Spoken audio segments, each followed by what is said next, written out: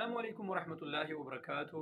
دوستانو امید ده چې تاسو بخیر. د الله پاک نه دعا غواړم چې کوم ځای کې تاسو الله خوشاله ساته. په دې ټاپک باندې نن خبره کوو د حروف په حواله سره. مختلف ګروپس کې ما ویډیوز شیر کړلي. ګورئ دوستانو کم چې د غټو مهنو والے حروف دي نو خو د الله په فضل سره الحمدلله ختميږي روان دي. ٹھیک شو. هغه کې شکر دې وشو د ډیرو ملګرو حروف پکې کوزم شو. ما تاسو ته ویلو چې بده کې څومره تاسو نه کیږي نو وخت پکې کم دی. د دې موقع نه تاسو فائدہ واخلئ. یو خبره شو کم چې د وړو مهنو والے حروف دي دوستانو نو ګورئ دې کې تاسو د غلط فهمي شکار یې. ګوره هر یو اعلان چې کم دی نو ضروري نه دی چې په هر څه باندې دغه شي. ګورئ کله که تاسو وړه مهنه یو په تاسو پسې حروف نو زه تاسو نن په دې کې دوه طریقې درخیم. نمبر 1 که تاسو باندې څه کیس نه تاسو بالکل قانون مطابق ژوند تیر کړی په سعودي عرب کې کفیل در پسې حروف ورکړي نو بجای د دې چې تاسو لاړ شئ جوازات ته یو خو تاسو ولته دنه پریدینه که تاسو وایي چې ما پسې حروف د کوزم چې تاسو کار دی. ګورئ تاسو ځان لا سوق سعودي وګورئ هغه بلاړ شي هغه پورا ګورئ چې کله زمونږ او تاسو دغه ختم شي کنه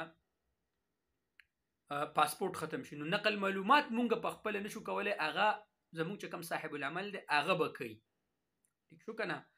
نو د خبرې مقصد مې دا دی دوستانو چې بجای د دې چې تاسو الته ځئ دا ارسه تاسو کفیل ته حواله کوي چې کم تاسو زاړه رسوم دي هغه جمع کوي غرامات و غیره کاته ارسم کلیری دا تاسو هغه ته وایي نو دا به ارسه بدل هغه کوي. ٹھیک شو کنه. یو خدا خبره شو. د دین علاوه د جوازاتن ابزی مکتب العمل ته یو خدا خبره د سمپل دغه طریقه ده. که په دغه طریقه ونشي نو دویمه طریقه دا دوستانو چې تاسو مهنه غټه کوي د مهنې د غټېدو نه پس چې کم دی وړي مؤسسې ته تنزل وکړي په منسق قوا او دغه ټولو کې به د کفیل په دې قصو باندې بیا پوهېږي په دې کې به اشتراک وکړي. دا خو د ټولو نه اسانه طریقه ده. نو انشاءالله هر څه چې کم دی نو کېږي دوستانو د خلکو د خبرو شکار کېږئ. ما خلک ستاسو ټایم ضایع کوي ایجنټان درنه پیسې ونه وایي. زما د دې خبرو مقصد صرف او صرف دا دی چې تاسو پوه شئ وخم ضایع نشي پیسې درنه څوک ونه خوري. او دا کوم په سوشل میډیا باندې چې د خلک لګیا دي چې دغه خبرو شکار دا صرف او صرف د لپاره چې دغه فالوور زیات شي لایکونه ورته ملاو شي او نن سبا د سوشل میډیا بزنس دی او پیسې ولا په دې باندې راشي. شکر الحمدلله زما مقصد د الله رب العالمین رضا ده. لہذا دوستانو د دې وخت نه تاسو فائدہ واخلئ. ټیک شو کنه. دا وخت بیا ناراضي خپل حروف ورسره خپل کاته کلیر کړئ.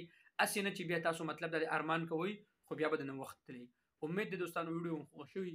که ویډیو مو خوښ شوی یوټیوب چینل ضرور سبسکرایب کړئ او ویډیو د ملګرو سره ضرور شیر کړئ. جزاک الله خیر.